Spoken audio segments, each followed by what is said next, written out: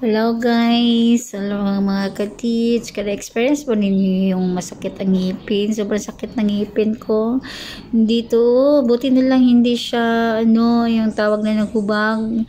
Ayan, at saka yung ngala-ngala. Sakit din, sobrang sakit. Hindi basta-basta pag masakit ang ngipin mo. Sobrang sakit talaga.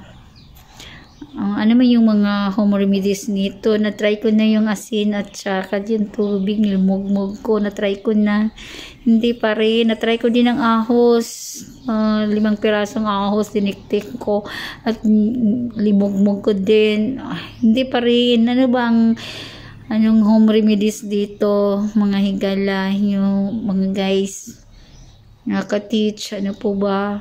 Baka may tulong kayong home remedies nito. Sobrang sakit Sana mawala na 2 days na ito. Sana mawala ang kasakit nito. Ewan ko, pag masumakit yung ngipin mo, makaisip ka na magpamulot ng ngipin. Pero pag hindi na sumakit, hindi ka na rin nag-isip. So, sobrang sakit.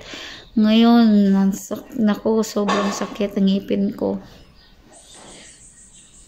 Dito, sobrang sakit. At saka ngala-ngala dito sa ilalim din, na sakit.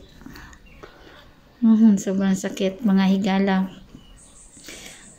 Ewan ko talaga guys, kung nakarelate pa kayo ng sakit ng ngipin na sobra. Talaga, sobrang masakit. Nakakawala sa mood mo, hindi mo maiwasan yan.